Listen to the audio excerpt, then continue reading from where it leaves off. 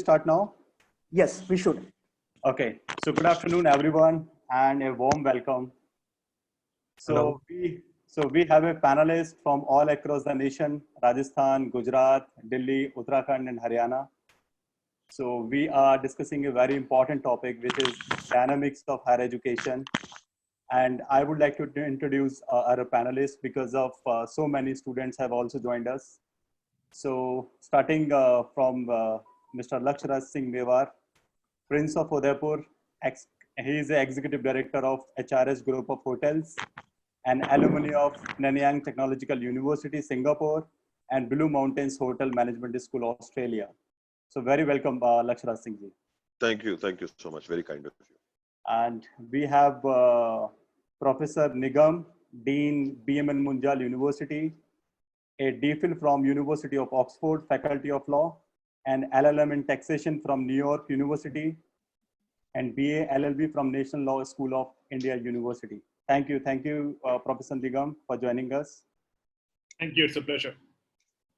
We have Dr. Devanshu Patel, President of Parul University, MBBS and DM Pharmacology from Maharaja Shivaraju University, Vadodara. Thank you, Professor and Dr. Devanshu Patel. Thank you, Rahul, for this opportunity. Thank you. And we have Saurabh sir, have you joined us? Yes. Oh, so we have Mr. Saurabh Jain, an IAS officer, IIT-Kanpur alumni, and ex-additional commissioner, Kendriya Vidyalaya Sangathan. Very welcome. Shall I log out from here? Sir. Thank you very much. Thank you so much for giving this opportunity. Thank you. We have Dr. Manish Prateek. He is a Dean School of Computer Science, UPES, a PhD, specializes in robotics, embedded operating system, and data security. Has done MSc in computer engineering, integrated with a B.Tech from Kursk State Technical University, Russia, and PhD in robotics and research in robotics from top Indian Canada University. Thank you very much for joining us. Thank you very much joining us, Dr. Manish Prateek. Am I audible? Yeah. Am I audible, Dr. Manish Prateek? Hello. Yeah. Am I audible, Dr. Yeah. Manish? Thank you. My audio is clear. Yeah. Your audio is very clear, Yeah. and Okay. thank you very much for joining us. Thank you very much. So it means we have a combination of policy makers, expert in engineering, law, hotel management, sports, civil services, medical science, and well-known university founder under a single roof. Thank you very much again for joining us. So let's talk about the topic in hand, upcoming, that is, upcoming changes in higher education and admission process for engineering, MBA, MCA, LLB, hotel management, other so many courses. So let's start. The questionnaire is, so my first question to Prince of Mewar, Shri Lakshyaraj Singh ji, as he is into the hospitality, tour and travels industry. So Lakshyaraj Singh ji, what kind of impact you see in this industry in near future? Well, first and foremost, a very good afternoon to all my other panelists as well, and everybody who's joining. My earnest request was as well earlier that before I get into the question is that 12:30, 12:35, I will need to be excused as I have another conference to attend. So please excuse me for that in about half an hour, 40 minutes, whenever it is going to be convenient for me to be able to exit at that time. So I don't mean any disrespect, but it's just another commitment, and I couldn't say no to Mr. Jain here, who was very persistent to make sure that everybody suffers me. But thank you once again. Coming to the question, I think at best, people are going to be able to do some great speculations. Till the time the whole thing really does not open, we really don't know, is what my particular opinion is. And I have been a firm believer of the fact that I think we really need to hope for the best, but we really need to be prepared for the worst at the same time, in the same breath. Past examples that we were giving in terms of where the tourism industry was completely, or the travel industry was completely shattered. And when I talk about the travel industry, I only don't mean as far as hotels are concerned. I include the airline business as well as a subsidiary of the travel industry. So coming to the 9/11 example, where everybody said that the travel trade industry is completely destroyed and nothing's going to happen for so many years and this, that, another, and all of that. Within 3 months, the travel industry was back on its feet. Perhaps the first industry that came back on its feet and bounced back during that particular era and that time frame. And the speculations at that point inside that couple of years, completely forget it. So what I'm going to try and do here is not try and speculate again, but going to be optimistic from the past and be prepared for the worst and really hope for the best in terms of what will really happen. And speculations are best that what are going on as human nature. And in psychology, latest reports and things that we get to read and hear from China, that first when China opened up domestically, everybody went absolutely crazy traveling from place A to place B. So if that is any trend to go by or any fact to go by, we are hopeful that people within the country picking up their cars and going to start traveling. Right. I think that, if I'm not wrong, that lakhs of the tourists will come to Udaipur, right, every year, especially from UK, Italy, and other European countries, and all across the world. Yes, absolutely.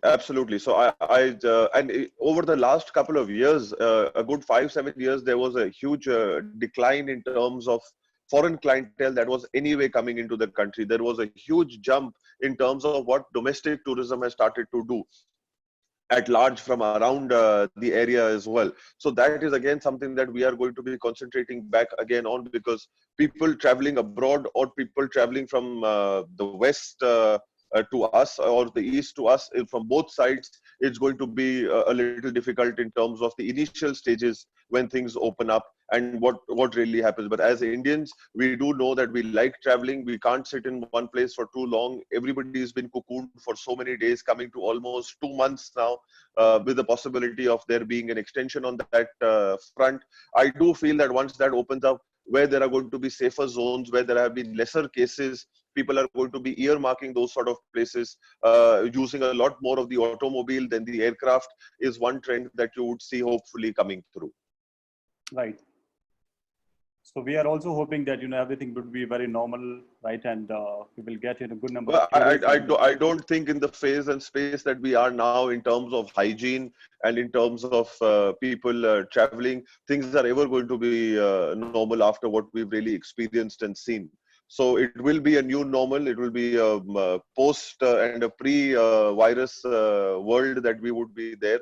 And I think every time and every day that goes along, we would be learning and experiencing new things, new ways in which people would be dealing and confronting themselves with this, the new normal and the new situation. Yeah, sure. Thank you. So, Thank you. Yeah, so my next question to the policymakers, right, Mr. Saurabh Jain.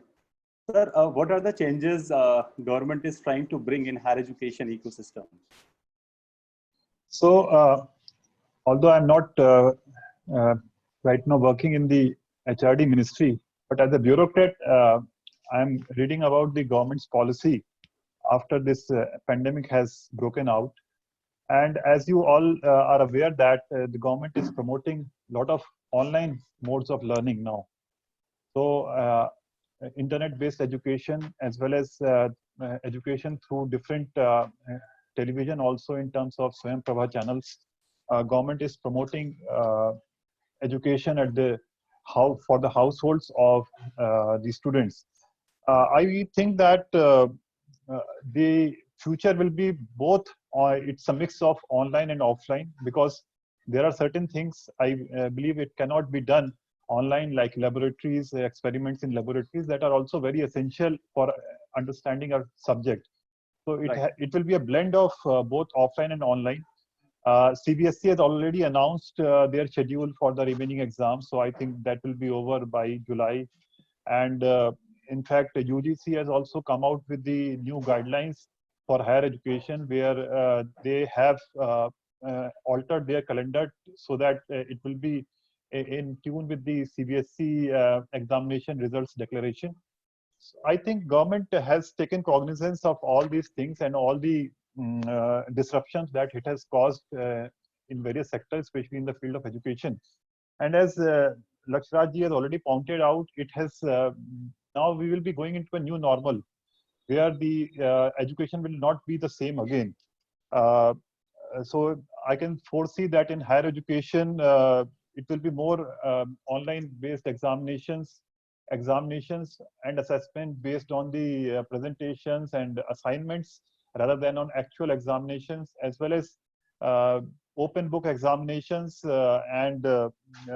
like these. So there will be different kind of assessments tools that will be utilized for assessment of students as well as conduct of examinations. So I think these are some of the changes that I foresee in terms of the field of education in the days to come. And I think that government is keen and asking to the universities and the higher education institutes to adapt the e-learning platforms and entire I would say that, and you suggested that for the blended education. So yes, I think this is an opportunity, right, for the universities also, that they are coming into in the digital platforms. I'll also like to add one thing, Rahul.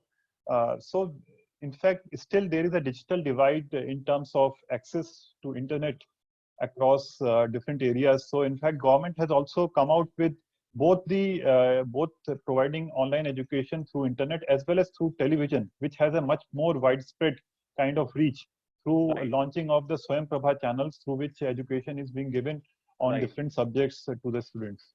Even I was also looking the Swayam Prabha, the channel, right? I think that it has the 32 channels, right? Yes. And now it has been made mandatory for not only for the DTH, but also across all the DTH platforms. So the access is much more broadened. Yeah. Even the government, the government is focusing to promote much more this Swayam Prabha channel, so that every student can can be benefited. Yes. Thank you, sir. So let's move to next question, Dr. Devanshu Patel. Sir, what kind of overall disruption you are looking at university level? Thank you for the question, Rahul. I would say this is not a disruption. I would say this is an interruption. Okay. And this interruption, I think, comes with an opportunity, because as we always say that whenever you are in the face of adversity, you tend to realize your true potential and strength. So I think if we talk about the period before lockdown, nobody would have thought about Zoom meetings, Nobody would have thought about using platforms like Google Hangouts aggressively.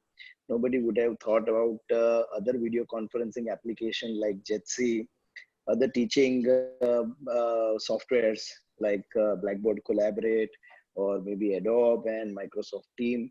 So I think we should not term this as a disruption. I would say this is an interruption with an opportunity for teachers, students, as well as the universities to become digitally empowered. Of course, this is not going to continue for all time to come. So this interruption is giving us this opportunity to enable ourselves with all these tools, to learn these tools in a proper way, and to implement these tools. And what we had been talking about for all these years, blended learning, will now become a reality in true sense, I would feel, after lockdown period, because everyone will be now more inclined to use all these tools post lockdown also, apart from the face-to-face teaching. And this is going to help the education process, the teaching learning process.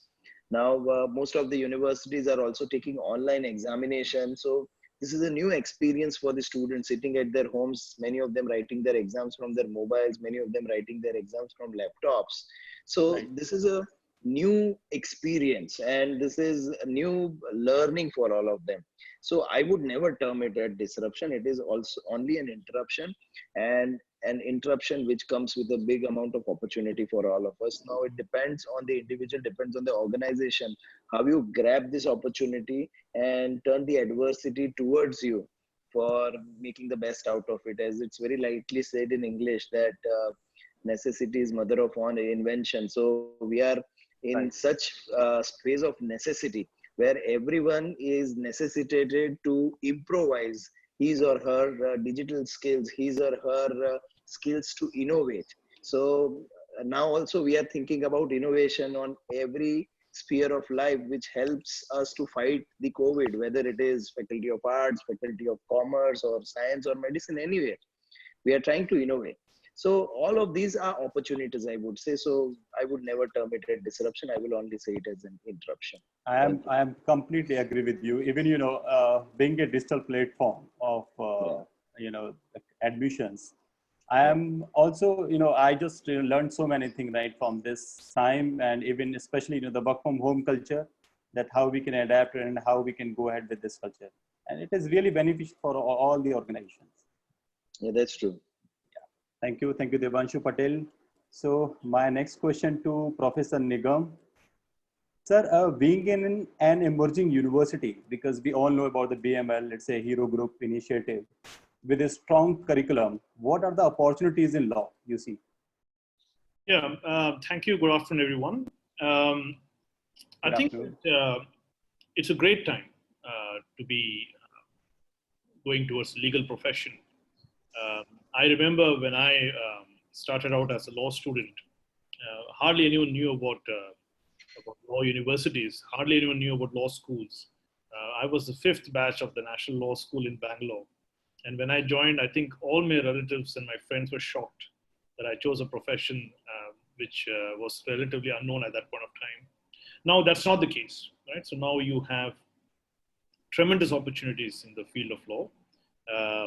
And at various kinds of opportunities. So one of the things that makes the field of law interesting actually is that it accounts for diverse skills and diverse interests. So a law graduate starting, say from Munjal Law School, who's done a BA LLB or a BBA LLB, is equipped to go into many avenues within the domain of law. He or she can go and become a policy analyst, a policy expert. He or she can go into traditional litigation areas, human rights practice, for example. Or he or she can go and join corporate advisory work in the major law firms in the country. I think the diversity of skills and interests that's possible in the legal profession is one of the reasons why the legal profession is so attractive today and is seen as a real and interesting alternative to the traditional areas of engineering and medicine. At the Munjal Law School, for example, we actually equip students with the skills that are necessary for the continuing legal education, which we can talk about the latter part of this session. Right. I agree, Professor Nigam, that there are enormous opportunity in law, right? And definitely the student will adapt to this law courses, as you said about the BBA and the BBA LLB, BSc LLB. There are n number of courses we have. My next question to Dr. Manish Prateek, because his expertise right in robotics, data security, and embedded system.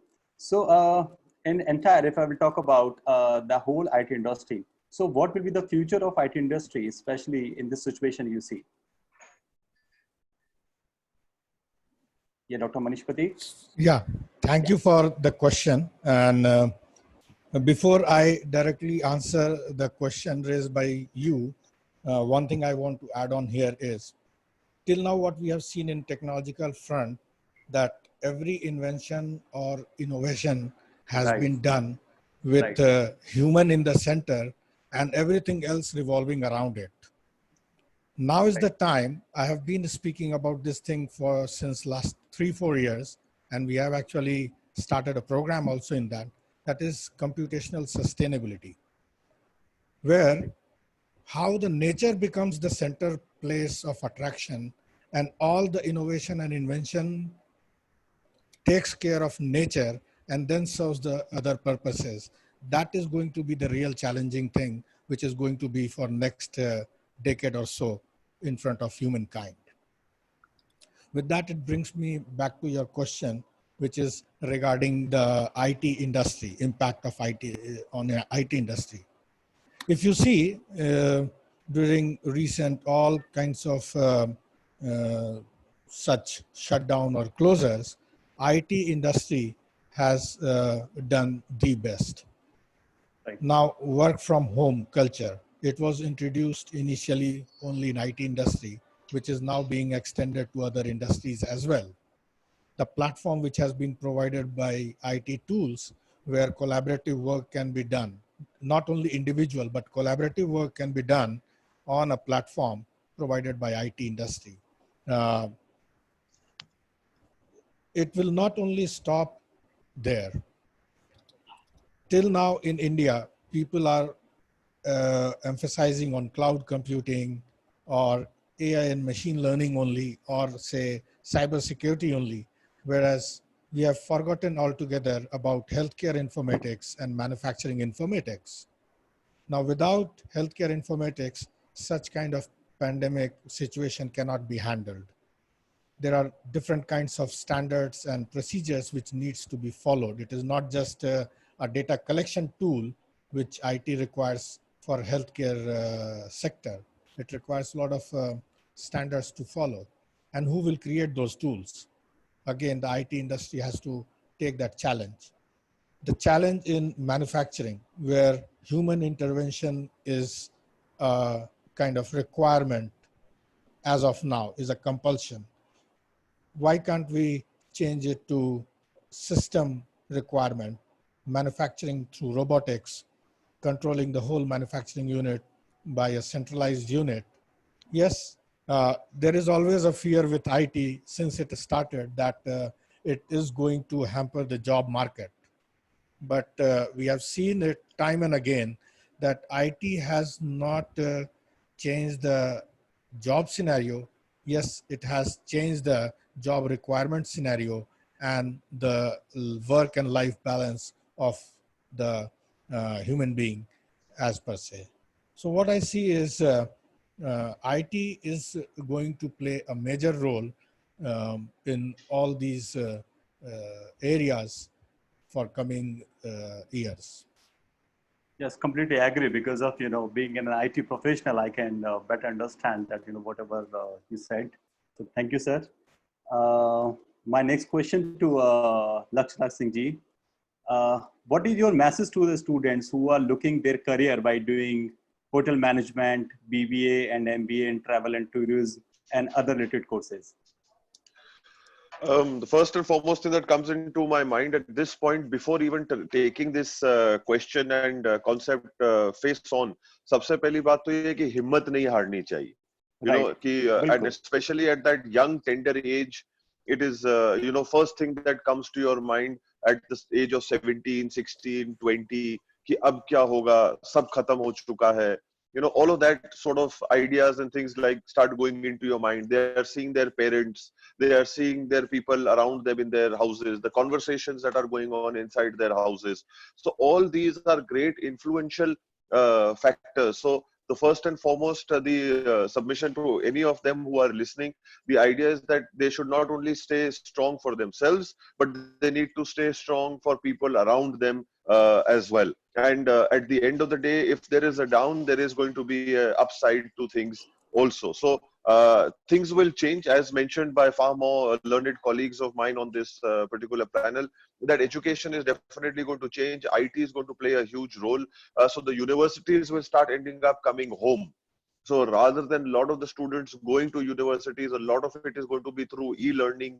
A lot of those sort of things are going to happen online. So there are a lot of ways to be able to uplift. If you have decided that you have your career in something, you are passionate about something, तो फिर मैं यही कहूंगा कि सोच को इतनी गहरी मत करो कि फैसले कमजोर होने लग जाएं.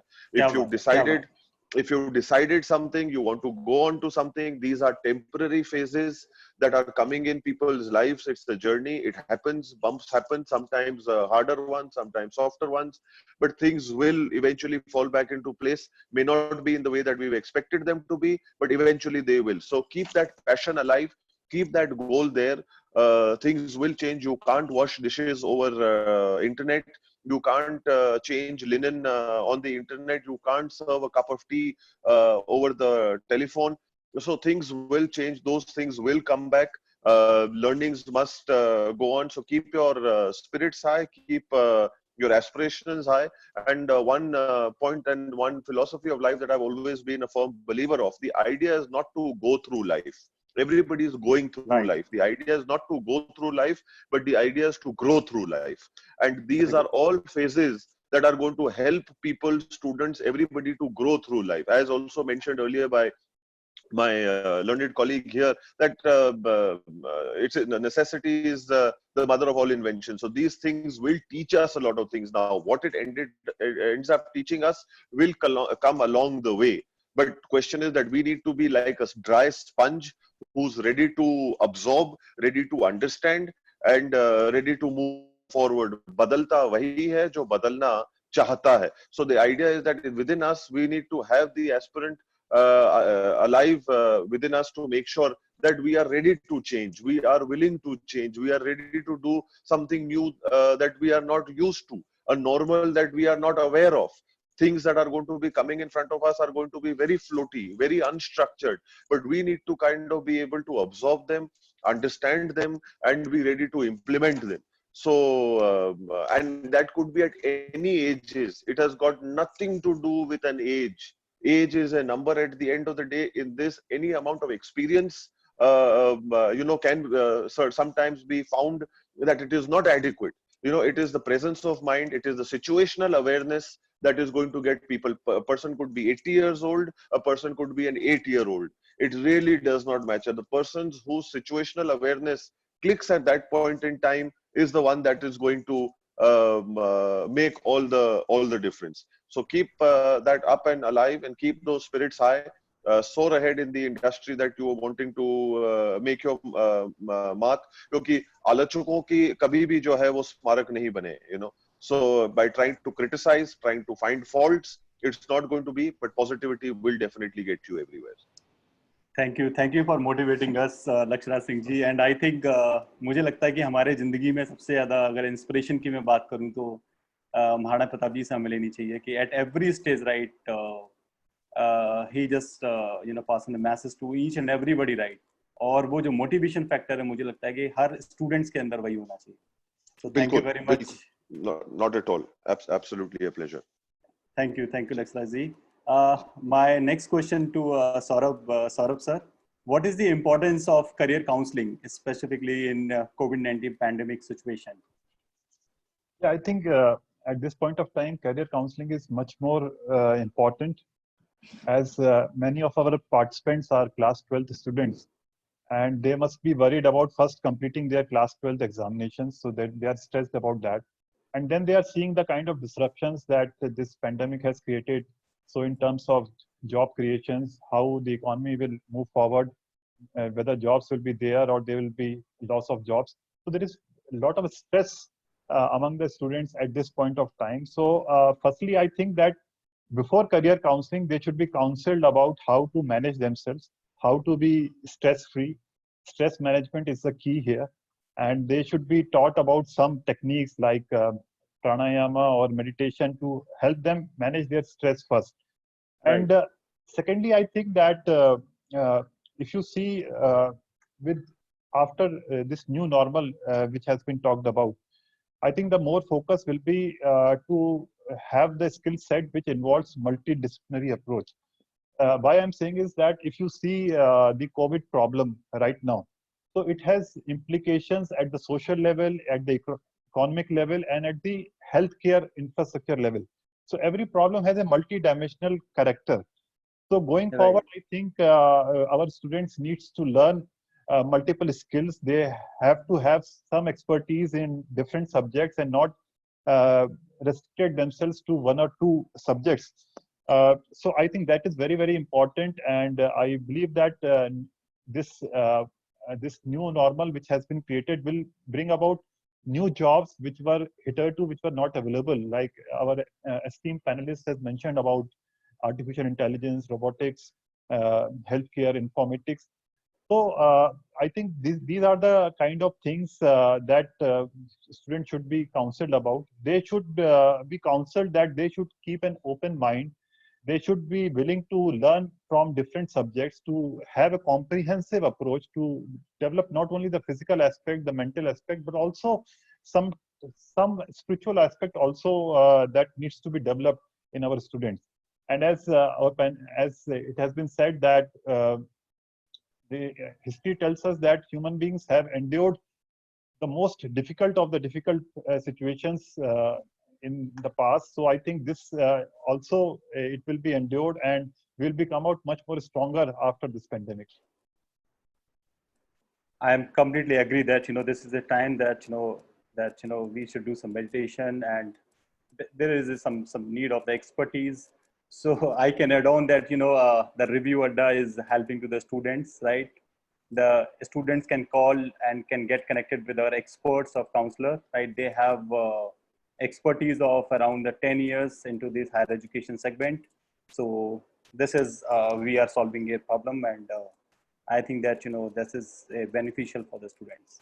So my next question is to Dr. Devanshu Patel. Sir, what is the scope in healthcare or pharma industry, especially for biotech aspirants?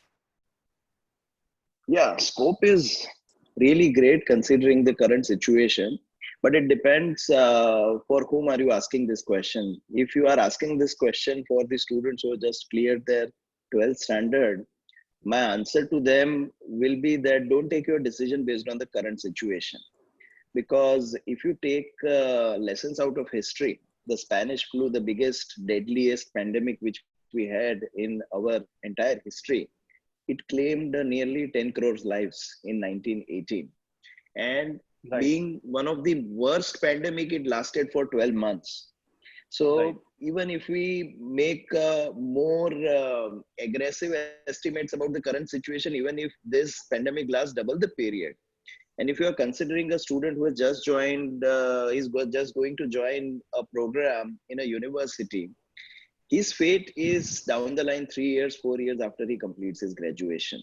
So a student should never take a decision based on the current situation, because by the time he will be completing his graduation or his post-graduation, situation might be entirely different. Right. Maybe at that point of time, we might have some natural disaster, like maybe an incidence of earthquake or maybe an incidence of tsunami, which I really pray doesn't happen. But if this turns out to happen, then we might be having a demand of civil engineers. Right. And at that point of time, we may realize that it was not a wise decision not to pursue civil engineering. So my advice to all the students is, please consider your interest, your aptitude, what you are good at and what interests you more. That is more important. And coming back to your question, definitely the opportunity in pharma will be increased in current situation. Opportunities in applied science fields will be increased in the current situation, but this will be a temporary scenario. It will not be a permanent scenario. So my advice to the audience of ReviewAdda, especially when you have aspiring students who are looking for guidance, what they should do, my advice to all of them is, don't look at the current situation, look within yourself, what you are good at, what you like, what do you feel that you will be able to do good in, that will be the best choice for you. Right. So मैं student से सिर्फ इतना कहूँगा कि ये कुछ वक्त की बात है, कल फिर सवेरा होगा. तो जैसे ये सिचुएशन है, ये कुछ टाइम के लिए है, और ऑब्वियसली उसके बाद हम लोग फिर से अपनी नॉर्मल लाइफ जिएंगे. और आपका कोर्स, जैसे अभी देवांशु जी ने बताया कि 2 से 3 या 4 साल लगेगा इस कोर्स को. Then after everything you will get your degree and you will get your employment. So no worries about it. My next question is Professor Nigam. Sir, why the law profession consider recession-proof career? Thank you. I don't know quite how to respond to that question. I don't think even the law profession is completely recession-proof. I think it fares better than other professions, although I don't think it's completely insulated from the larger economic ecosystem that we have. But it does fare better for a number of reasons than other professions. One, the fact that a country goes into a recession doesn't mean that the legal environment goes away, right? So the legal environment or the legal regulatory sphere still remains in place, and we need lawyers to navigate it and to help clients manage it. So the legal regulation and the requirements of legal regulation for anything, for corporate affairs, for litigation, for protection of human rights, all those things are still stay in place and are still required. So to that extent, lawyers usually don't have a downward trend in the work they do just because the economy is going down. Of course, they're affected by the larger economic metrics. So if their corporate clients are not making money, then the lawyers are not able to make as much money as they normally would. But otherwise, the kind of work that they need to do, there's really no major disruption in their work. So that's one. The second thing is that a lot of legal regulation in India, like how it is in the West now, is based on compliance. Right? That you have to comply with certain norms. There are certain standards. One of the panelists, I think Mr. Devanshu Patel, was mentioning about standards. There are standards of regulation everywhere. Right? So it's a common feature of the economy that if you want to start a company, you want to end a company, you want to take a bank account, you want to take a loan, there are standards, there are compliance requirements, and those requirements will not go away just because the economy is not doing well. So to that extent as well, the profession is somewhat insulated, not completely, but somewhat insulated against economic pressures. Over to you, Rahul. Right. Thank you. Thank you, Professor Nigam. My next question to Dr. Manish Prateek. The question is, will foreign students still consider India as an option and vice versa? Interesting one. Before I reply that, I would like to add on to Professor Nigam's view that, see, education is not something which is commodity. So you take today and you spend tomorrow and you are then left with nothing. Very true. Education means you are getting knowledge which is going to only increase by time, with experience, with definitely many things. And there is no course in this world which has been introduced into a university system or any system which has no profession in it. It's only your zeal, your passion to learn about that area which can give you better opportunity and better future. It's nothing more than that. Right. So none of the sector is going to go away. Now, coming back to your question that whether foreign students will opt for India or not. Right. The same question is in India as well, whether our kids who were planning to go to foreign countries will now go or not. But again, this is a temporary phase. Education is what I believe is you should travel while doing your education. You should look at the world because you not only learn the subjects, but you learn many other things along with traveling.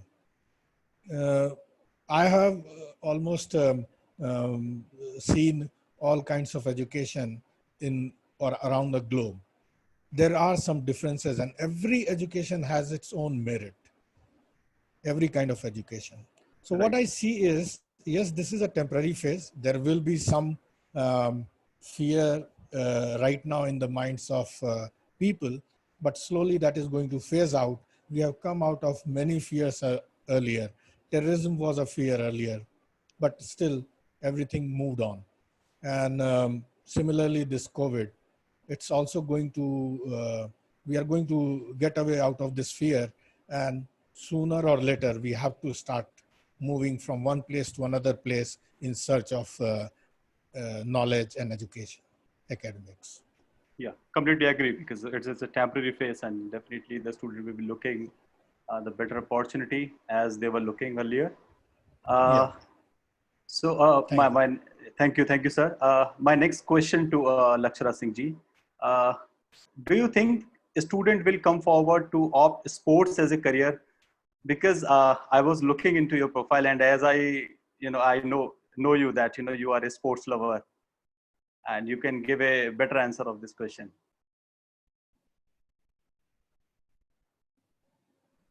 Mr. Lakshyaraj Singh ji, am I audible? I think he's not there. Let me. I think he said he has to go for a meeting. Yes. There was a meeting. Actually, this question was because there is a big opportunity for the sports, because the government is trying to merge, sports as a career. They are just looking at the sports as a career. So I just request to any panelist if anybody can give the answer of this question. Do you want me to take it up? Yeah, sure. Thank you very much. Okay. So sports, again, it is also not a profession, it is a passion also. Right. So it's not that everyone, if there is a demand in sports, everyone can go and join in sports. And whatever you do with passion, it is going to be there, believe me. Be it sports, be it medicine, be it law, be it management, whatever you choose to do. It's only your passion which is going to drive. As I said that sports, entertainment. So without these two things, human life will be very subdued and boring, isn't it? Right. So Correct. these are going to stay there. Enjoy outdoor sports because immunity is the only thing which is going to save you from these kind of situation. There's no other alternative. Absolutely right. Absolutely right, sir. So that is what health is wealth. Sports is one of the best means of having healthy life. So irrespective of whether you want to take it as a profession or you don't want to take it as a profession, enjoy that. And every time you get a chance, you learn a sport. Right. Thank you, sir, for giving the answer of this question. My next question to Saurabh, sir. Sir, being an IITian and an IIS officer, right? What do you see the future trend of engineering courses? Because it's a completely, we are changing rapidly, right? And so many things we are adapting in engineering. So what's your views on this? Yeah, so I think engineering is here to stay. So the demand for engineering courses will be the same as it was earlier before COVID. And as you have heard about Honorable Prime Minister recently, he was mentioning about the Atmanirbhar Bharat mission. Yes, so as part of that, one of the important component is the development of infrastructure. And I think there a lot of engineering skills are required. So I think the engineering courses are here to stay. I would like to add one thing. As we have seen now with more and more evidence, it can be seen that this virus was created in the lab and it came out of the lab. So the lab has the best best minds, the best technical people, and still they are not doing good to the society. So it is not only important to get technical education, but also it has to be blended with value-based education. We need to have not only good engineers, but also good human beings who care for the society. And again, I'm mentioning that our courses in the future, I believe that it will be more about the holistic development of an individual and not just giving them technical skills, although that is also very, very important. And as I have mentioned earlier, that more and more emphasis in the future will be on the multidimensional aspect of education, be it engineering or any other field.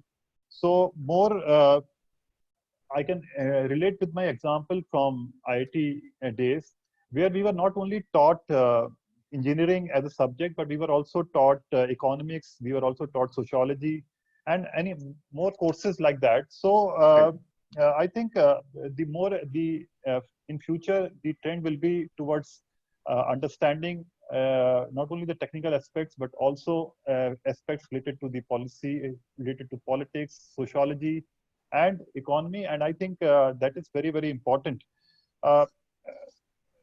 Students need to have a multidimensional skill set if they have to excel in future. I strongly believe that. And I'll request, we have eminent panelists from different universities.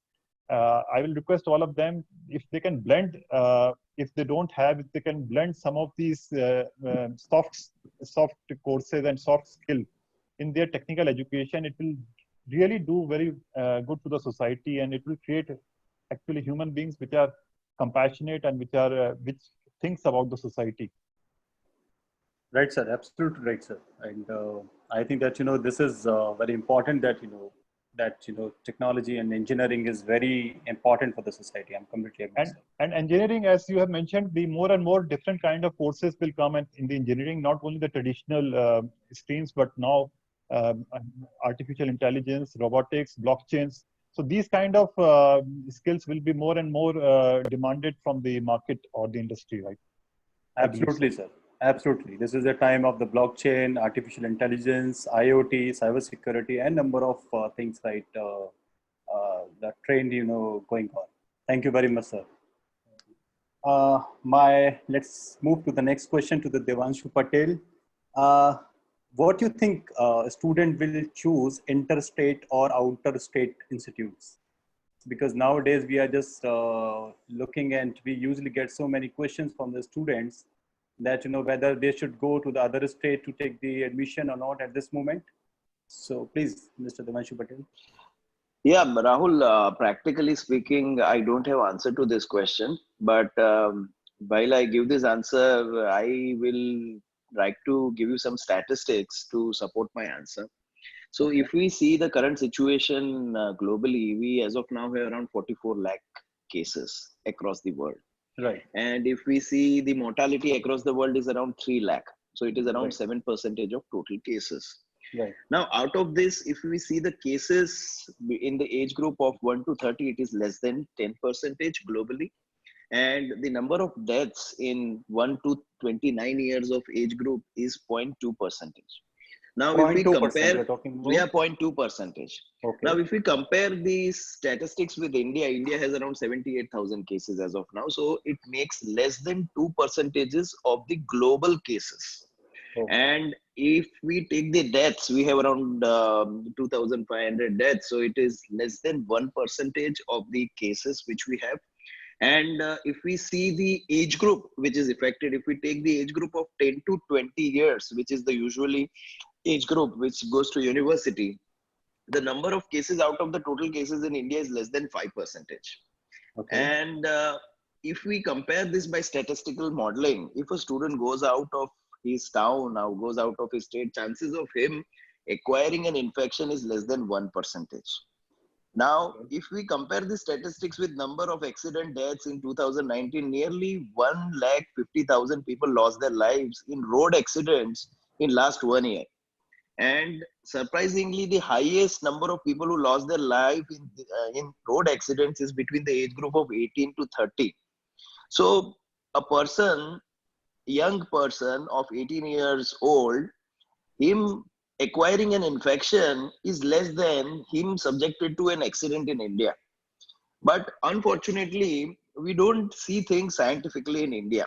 We try to see them very temporarily and based on the aura which is created around us. So currently the aura is not to go outside your home, everyone is counseling you stay at home. So the aura is getting over your scientific mind, because no one is thinking that 4 years down the line, when I will graduate from any university, what will matter is the reputation of the university from where I have graduated.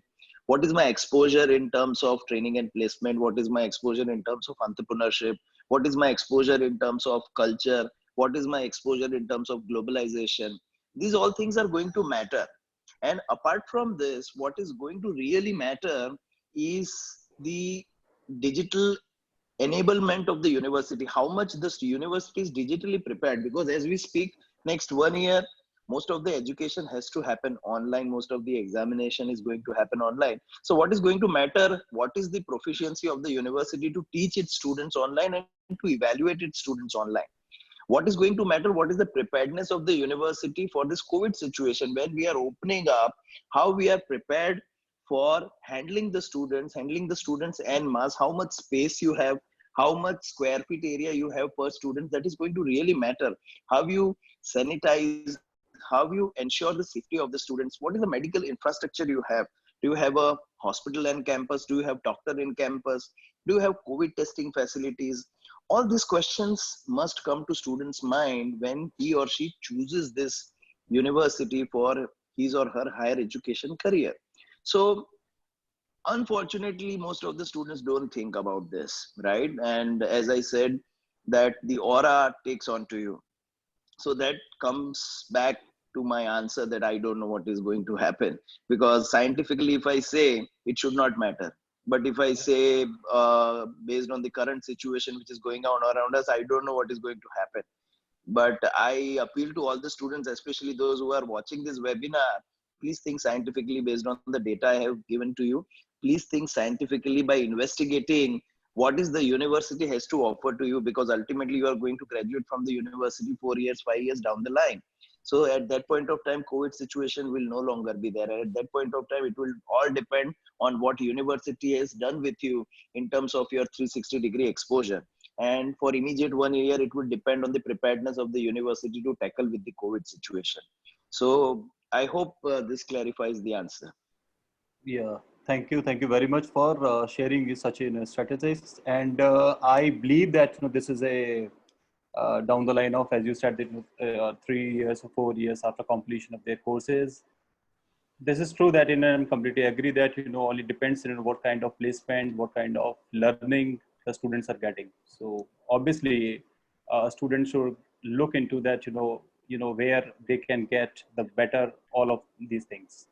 Doesn't matter whether it's either within a state or outside of state. Thank you, Devanshu, for giving the answer. My next question to Professor Nigam. What are the emerging areas in the law sector, as corporate law, tax advisory, etc.? Thank you. Before I do, just a quick shout out of gratitude to Mr. Manish Prateek, who brought out a very important point. I think all students who are at this seminar should please remember this. I sometimes feel that some students in the current generation especially have a very transactional view of education. Think of education as putting some amount of money in, and then at the end of the course, some amount of money getting out. And that's a very impoverished view of education. Education should be not about how much investment I'm putting in as if I've got a fixed deposit in a bank. It is actually about building up some knowledge and skills that will not just make you better professional, but as Mr. Saurabh Jain correctly put it, makes you a better person over a lifetime. And I think it's really important that the students who are here approach education with that perspective. So sorry, Rahul, I just wanted to put that out before I answer your question on the law. Coming to your question on the law, look, we have tremendous opportunities now in some really new emerging areas in the law. And I think, again, students should really look into this. There are 3 I can point out, but there are more than this. I'm just pointing out the 3 that I liked. One is insolvency or bankruptcy law. The idea is to help companies overcome their debt problems and see if they can emerge with a new mechanism and a new management structure in place. So we have a new Insolvency and Bankruptcy Act in India, and it's really important that we have students going into this area of the law. The second emerging area is environmental law. So going forward, the post-COVID era, all industries have to conform to certain very strict environmental standards. Air pollution, water pollution, and all those other areas will all become important. There is very little jurisprudence and scholarship in this area right now. So any lawyer going into this area of environmental regulation is bound to see a lot of very interesting cases out there. And the third one, already pointed out by some people here, is any area of law related to healthcare. The idea that how hospitals have to be regulated, how healthcare delivery services have to be regulated, how do we ensure that there is certain post-COVID regulations are put in place across all industries. All of this are new novel areas for lawyers to look into. And that will again become an emerging area. So these 3 areas, I think, going into the future will be very important for all lawyers and all law students. Thank you, Rahul. Thank you, Professor Nigam, for sharing the emerging areas of law sector. And really, one thing I want to tell you, Mr. Saurabh Jain pointed this out as well. Interdisciplinary work will become very important. Right. In some ways, at say the Munjal Law School or any law school that offers a 5-year integrated course, there is already some interdisciplinary work going on, either business management and the law, or engineering and the law, or UPES, for example, does engineering and the law, or the liberal arts and the law. But I think interdisciplinary work, how different domains of knowledge work with each other, will become really important in the future. And I think Mr. Saurabh Jain was very, very right in pointing that out. Right. Thank you, sir. for giving the answer of the emerging areas of law sector. I think that we are time is running out, so let's have one more question. My question to Dr. Devanshu Patel: how universities are preparing for e-learning? Dr. Devanshu Patel, am I audible? Yes, you are audible, Rahul. That's a Yes, very yes, nice question. That's a very nice question. Actually, e-learning is the need of the hours as far as education industry is concerned. But my advice to all the students, all the teachers, all the universities who are watching this is, see, we have a young generation who is not able to concentrate for a long time at a given point of time. So it's very challenging to engage your students online. So because even face to face, most of us experience this. It's very difficult to engage the students. So what this generation looks for is variety. What this generation looks for is what different you have to offer every day. So I would like to list out certain applications which all the teachers can try, and they can jumble around this application, which will give different kind of fields for the students every time they come for the class. There are applications such as Microsoft Team. There is application of Google Hangouts and Google Classroom. There is Adobe. There is Flint app. There is Blackboard Collaborate, Zoom, Jitsi. So these are one of these these are 7 applications which are very commonly used. And Right. I would prefer that if a teacher makes use of them alternatively, it will be wonderful to engage the students online. And nowadays webinars are also coming in big numbers, but it's very important how wisely you engage your students in webinars.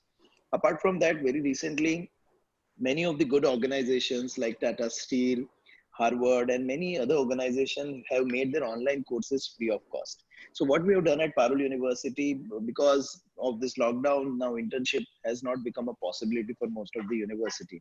So what we have done, that we have identified such free courses available online across the globe. We have made a list of them, and we have allocated to our students, and we have made it mandatory for our students to go through these courses and go through this certification in order to ensure their progression from one semester to another. So this way we are adding more learning, more opportunity to the students. We are also ensuring that they add value to their CV, they add value to their resume. And this is one way of doing that by using various e-learning modes. And apart from that, it's very important to involve students in assessment also. It's very disappointing to see that most of the state universities, they have refrained from taking examination as we speak today.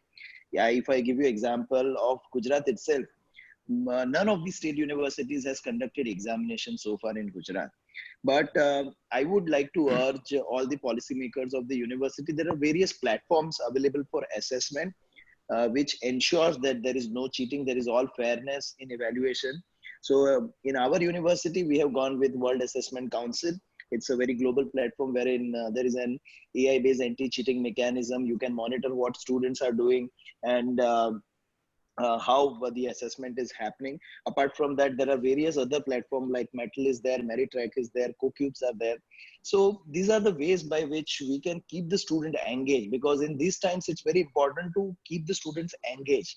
And one way of doing that is involving them in assessment continuously. So my advice to all the policymakers is not to refrain from examination. There will be problems, there will be hinges coming up, but this is one moment for us to experiment and to innovate.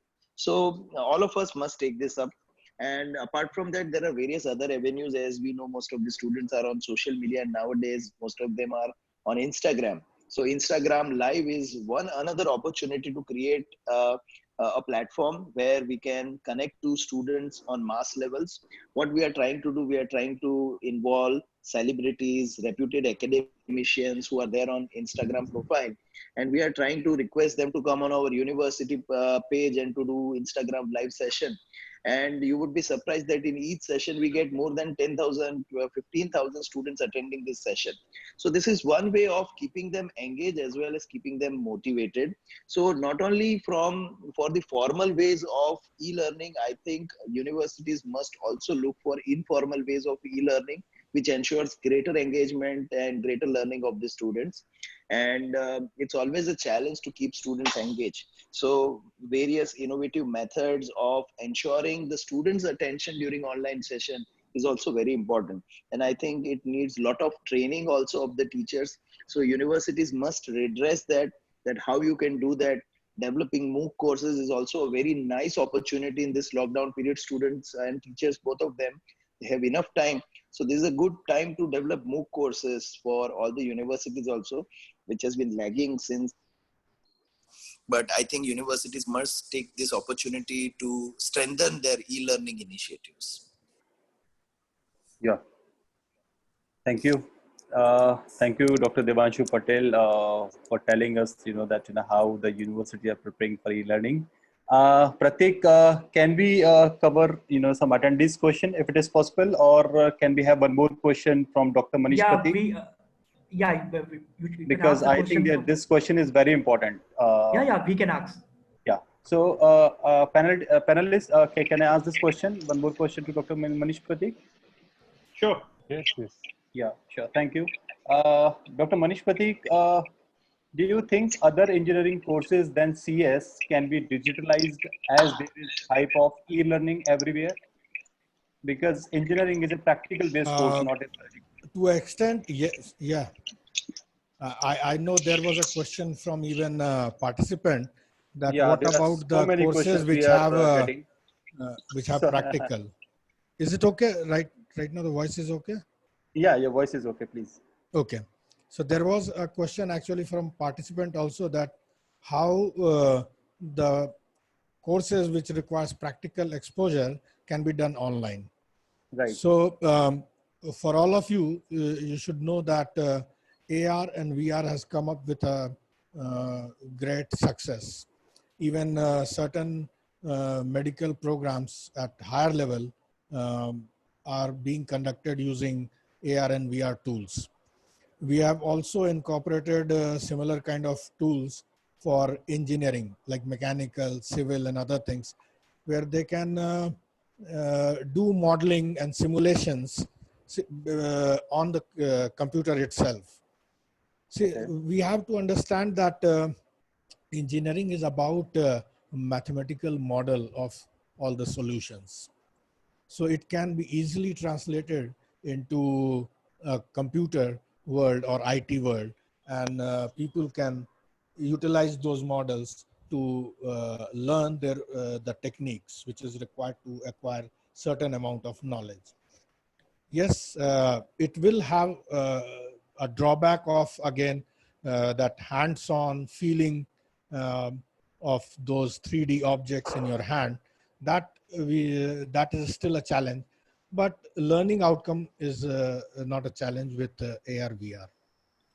So what I see is AR VR is going to become a handhold tool for all these kind of teaching. Okay. There is one question, right, from student to Professor Nigam.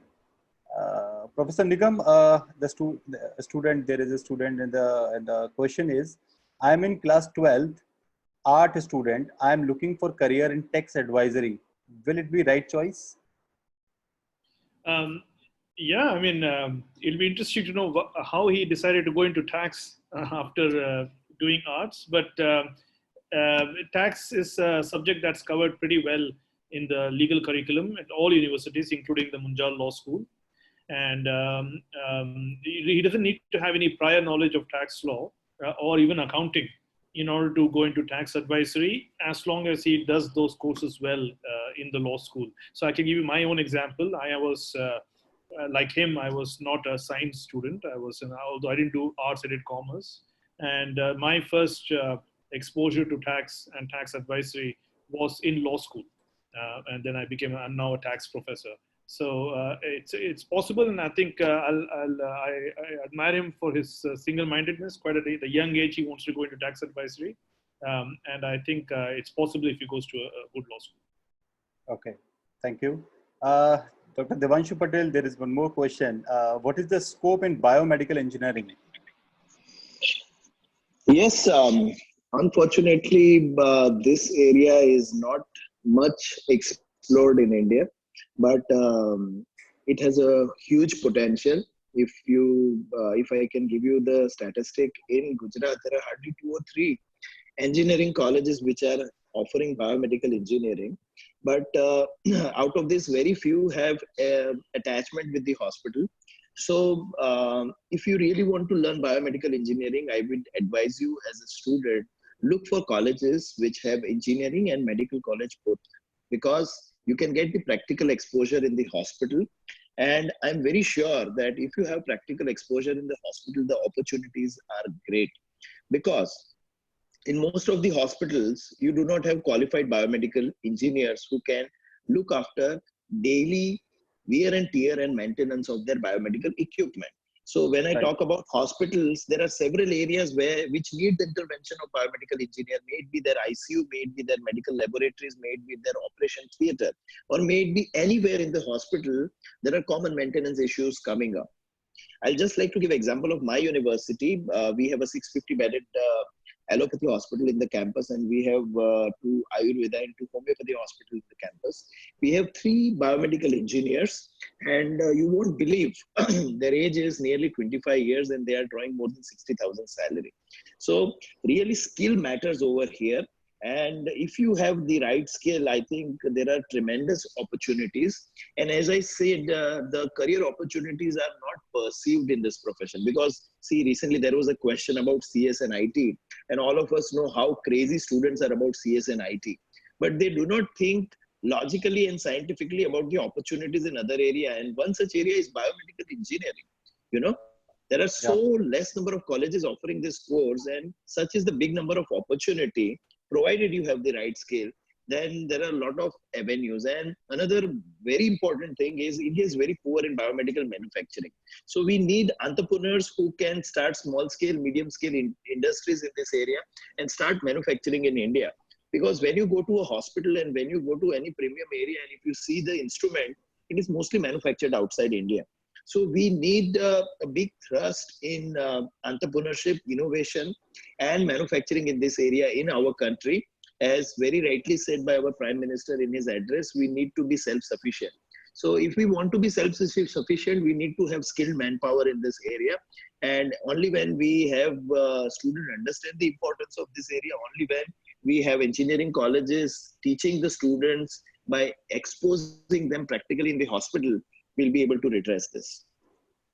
Thank you, Dr. Devanshu. 2 more students are pushing right for the question, so we will cover 2 more questions only. The question to Dr. Manish Prateek: what is the role of AI and ML in medical? Dr. Manish Prateek. Sorry, what is the role of AI and ML in machine learning in medical? In medical. Yeah. So if we go through right from the patient diagnosis and other things, the term which has been now coined is personalized medicine.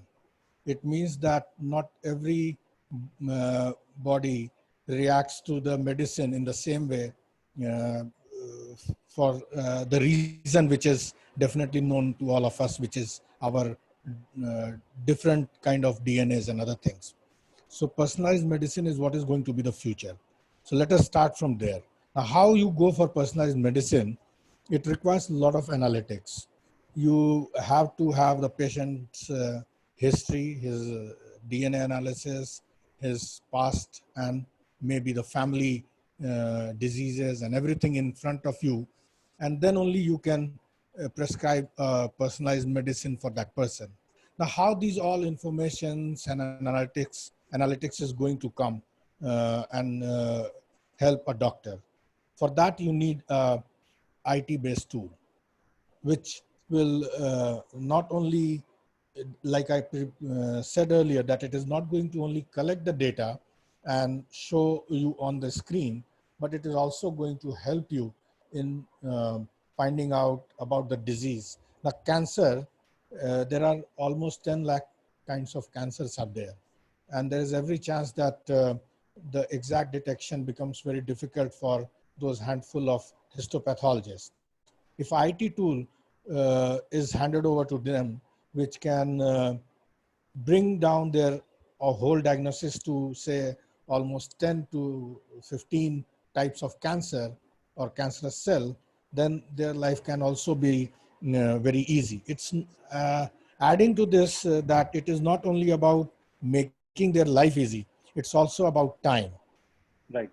Disease like cancer within 1 or 2 months can grow from stage 1 to stage 4. Whereas if you see after biopsy, at least it takes 2 or 3 months of time before a doctor gets the report from histopathologist in today's scenario. It is worldwide. So if IT-enabled tools are